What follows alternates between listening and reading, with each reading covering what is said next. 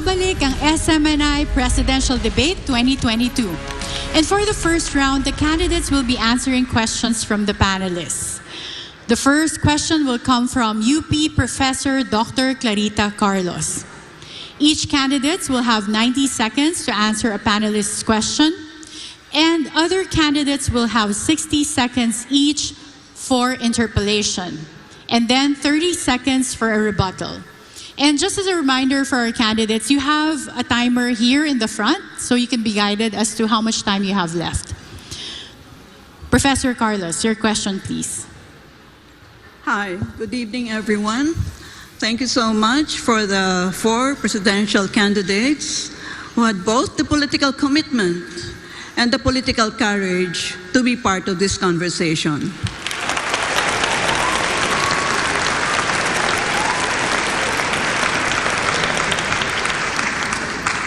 My area of research and expertise is on foreign policy and defense and security, so my first question will be within the rubric of these issue areas. All right.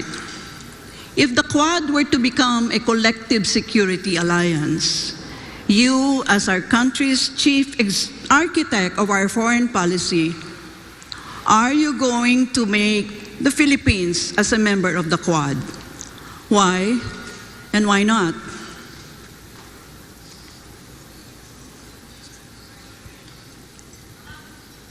Professor Carlos's question will be addressed to Secretary Norberto Gonzales first. Well, we will always be part of arrangements like that. No? And yes, it's important.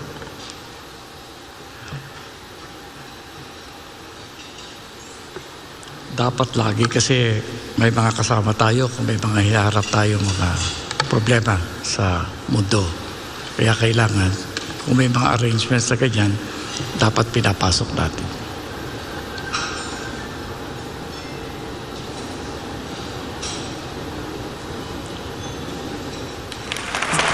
Secretary Gonzales, if you have nothing to add, the other candidates may react to his answer. I think Secretary Ernie Abella. Yes. The Philippines needs to retain an independent foreign policy, and in which case it needs to be able to dance between the 2 great powers. As we can maintain relationships with them, but not to join, however, because we need to be able to maintain that specific independent stance. We can relate with either one, the other one, but at the same time, we need to retain our independence and be able to sustain our own sovereignty. Thank you. Yeah, but Mr. Abella, remember, you're still linked to the United States of America because of the Mutual Defense Treaty. That's true. So the Quad is composed of, well, so-called democracies. And so are you more leaning towards being part of the Quad or some other collective security arrangement? It's not a question of leading more, but the question of being able to maintain both while maintaining a balance. Yeah, I have a problem with the concept of independent because it's like you're sitting on the fence. Is that what you mean?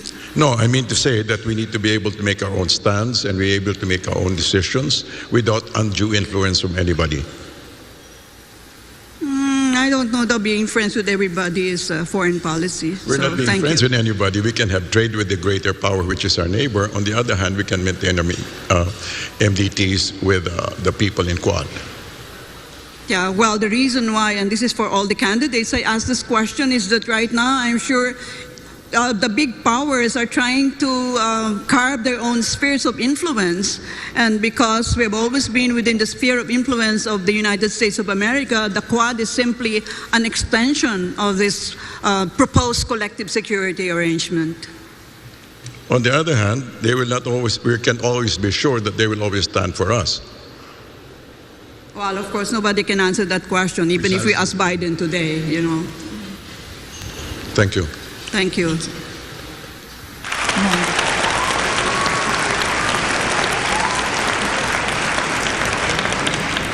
Senator Marcos? Yes, I think any of these agreements we should, of course, encourage, as long as it is very clear to us what is the advantage to the Philippines. What the professor just mentioned was she spoke about the great powers trying to carve out spheres of influence. I reject that model that I believe no longer applies in the geopolitics of the modern world. The old Cold War thinking. We have to apply our own way. And so it really would depend on what is inside, or what those agreements say that the Philippines, what will be doing and what those other partners of ours will be doing for the Philippines. And once again, because we shouldn't think of the old Cold War system, we should always think in terms of the fine line that the Philippines has to tread in all our foreign policy decisions. But if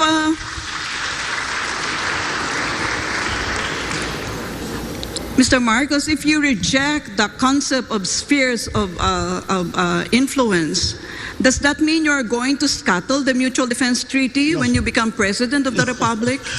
By no means.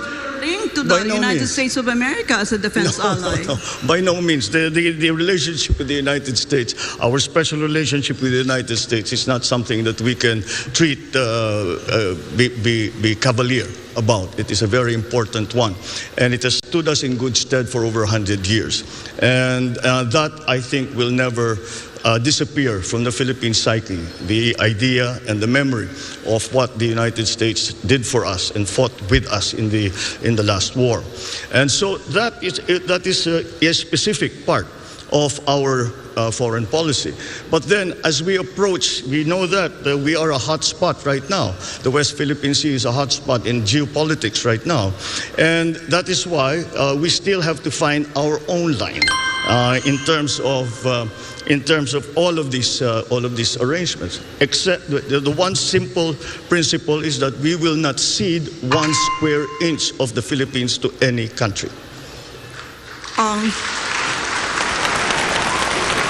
Karen, do I have time for one more follow-up with Mr. Marcos? Yes, Professor Carlos. Yeah. Okay. If that is the stance that you have taken, Mr. Marcos, suppose you have a situation where China is trying to, take us in, embrace us within its sphere of influence. How would you react as our chief architect of our foreign policy? Once again, in terms of specifically to China, the correct approach still seems to be one of engagement.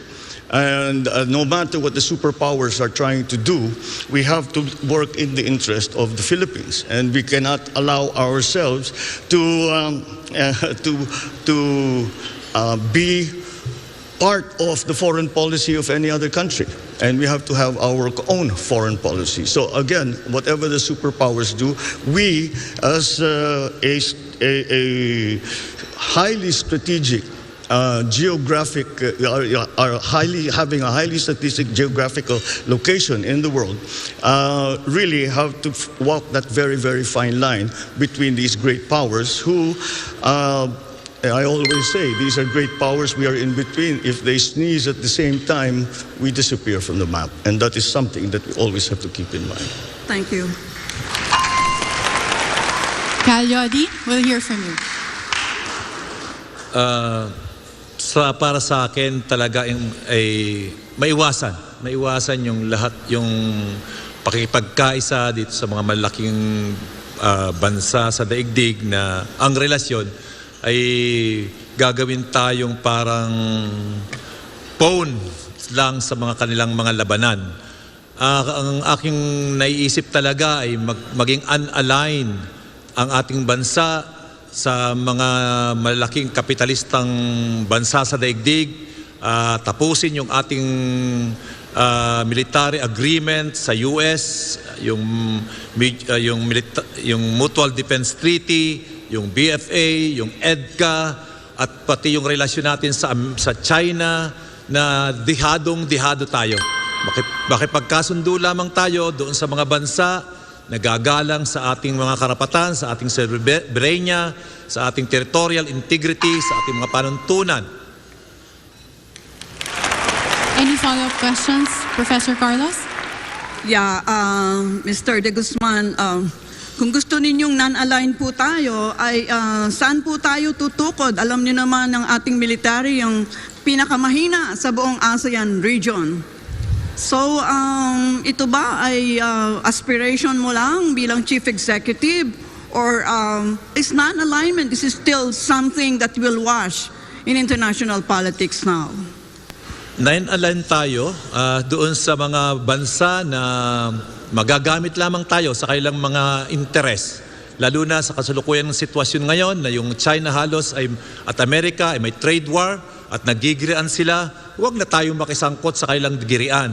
Makipag-align tayo sa mga bansa na nagsusulong ng pagkakaisa, kapayapaan at economic ang mas focus ng pagkakaisa at pagtutulungan. At hindi yung papanig sa Amerika o sa China, lalo na sa usapin ng West Philippine Sea na siya ang pinaka mainit na usapin sa ngayon. Magagamit lamang tayong phone ng sino man sa kanila. Kaya dapat makipagkaisa tayo sa mga bansa dito sa Southeast Asian Sea, Southeast Asia, at tayo ay magtulungan para sa ikauunlad ng mamayan. Iwasan natin ang giyera.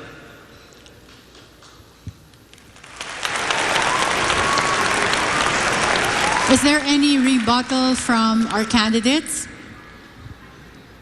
I can see Professor Carlos wanting to be part of the debate. I'm sorry. I hope I'm not dominating the questions, Karen. No, you it's just okay. strike me down, if I need to shut out. Yeah. Yes, we've budgeted the time. If there are no reactions from the candidates to each other's answers, we are allotting the additional time to follow-up questions from our Can I panelists. just do one follow-up with Mr. De Guzman? Of course. Okay. Well, I'm interested in the concept of non-alignment because, I don't know that it's like once upon a time we talked about that. So, sino hong mga bansa kaya ang ating, anong pangalan nila? Ang ating sasamahan? Dahil sinabi ninyo ay sasama tayo sa mga non-aligned countries because most countries have cast their lots with either the United States of America, with Russia, or with PROC. So saan tayo? Diyan lang ba tayo nakaupo sa bakod? Ang gusto natin ay hindi dependent, kundi isang independent foreign policy at makikipagkasundo tayo. Hindi naman tayo magpuputol, kundi makikipagkasundo tayo sa mga bansa na re-respeto doon sa ating sovereignty at territorial integrity. Mas ganon. At ang mas makakakapit natin sa kasalukuyan, lalo na sa usapin ng West Philippine Sea, ay itong mga Asian country. At yan ang ating makakakampi sa kasalukuyan. At hindi, ayaw ko talaga na pumanig sino man sa kanila, sa Russia, sa China, na nagsusulong lang naman ng kanilang personal na interest at hindi sa interest ng kapayapaan at kaunlaran ng buong daigdig. Salamat po. Thank you, gentlemen. If there are no rebuttals for this issue, we can proceed with the next panelist's question. So, no more rebuttals? Okay. Our next question will be coming from Attorney Rolex Suplico. Attorney, your question, please. Madamong salamat, Karen. Mayong gabi sa tanan. Issue po ng kahit kaninong administrasyon, ang korupsyon, na tinatansyang may epekto sa mahigit kumulang 20% ng budget ng pamahalaan kada taon. Ngayong magkakaroon ng bagong Pangulo, kailangan muling iakyat sa talakayan ang pagnanais na matigil ang pangungurakot, sapagkat ang isang malinis na gobyerno ay nagsisimula sa isang tapat at marangal na Pangulo. Kung kayo po ay magiging Pangulo, una, kusa mo bang ilalabas o hindi sa publiko ang iyong SALN or Statement of Assets, Liabilities and Net Worth? At pangalawa, kusa ka bang magsasagawa ng waiver sa mga provision ng RA 1405 na nagbabawal sa pagpaalam sa publiko ng laman ng inyong mga bank accounts? This question will be first answered by Senator Bongbong Marcos. Well, sa issue ng pagbigay o ng salin, ay ako, para sa akin, hindi problema yon. At kaya hindi lang ako nagsusulat ng salin for the last 6 years.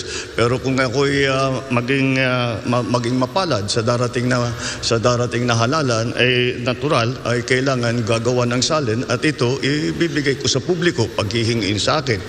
Ngayon, sa aking palagay, yan ang desisyon ko bilang isang individual. Sa aking palagay ay hindi na kailangan palitan ng batas at nasa sa bawat opisyal na yan kung sila ba ay handa na ilabas ang kanilang salin. At siyempre dadagdag ko kung may kaso na may court order na sasabihin ilabas ang salin, ay kailangan talagang ibigay. Pag na-mandate ng isang korte, maliwanag na talagang ibigay at ipalaman. Sa sarili ko lamang, para maging maliwanag, kapag ako ay susulat muli ng salin, ito ay gagawin kong public information. Thank you, Senator Marcos. If there are no other reactions from any of the candidates to Senator Marcos's answer, we will proceed with Secretary Ernie Abella for the same question. Yeah, Yes. wala pong problema sa akin yun. We'll just, I'd comply. There's no question about it. It's short and sweet, Attorney. Thank you. And I assume no reaction from the candidates. Okay, we'll have Calyodi for the same question. Dapat lang na ilabas, no? Dapat lang ilabas. Ito, walang problema sa akin na ilabas yung salin at igawing publiko. Great, another straight to the point answer. And of course, Secretary Norberto Gonzales. Okay lang. Okay lang na ilabas yan. Pero, alam mo, siguro medyo dagdagan pa natin ng konti. Kasi meron akong nalalaman sa ibang bansa, hindi lang salin ng mga public officials ang ipinopubliko. Public na ipinapublish ang lahat ng income tax returns ng buong sambayanan. Maganda siguro ganoon para pantay. So Karen, follow-up question. Of course. Papayag ka bang i-require ang inyong immediate family, asawa at mga anak, na ilabas na magperma ng waiver sa provisions ng RA 1405? Of course, buong Pilipinas nga gusto kong gumawa niyan eh. Dapat open tayo kung ano ang hinahawakan natin para na sa ganun walang duda. At mas mabilis ang pagkolekta ng taxes. Na tama. I think we have reactions from Senator Marcos Sa and Secretary aking palagay, kung sino ang nasa batas na sinasabing kailangan sumulat ng salin, ay kung nasa sa kanya, kung sila ay maglalabas. Ngayon, ang pamilya ko naman ay siguro hindi dahil pamilya ko kailangan magsulat ng salin at kailangan ilabas. Kaya siguro yung aking sinasabi ay lahat na kung may pamilya man ako na nakaupo na sumusulat ng salin, ay sa palagay ko handa rin sila na ilabas lahat yan. I also saw Secretary Abella reacting earlier. Sir, yes. No, basically, kung sino kung kailangan, like everybody said, kung sino kailangan maglabas, ilalabas, wala naman kagipitan doon. Thank you to our candidates. If there are no more reactions, are there any follow-up questions, Attorney Rolex? No more, Karen. Thank you very much. Thank you. Thank you so much to UP Professor Carita Carlos and Attorney Rolex Suplico. And we've heard from our candidates. SMNI Presidential Debate 2022 will be back.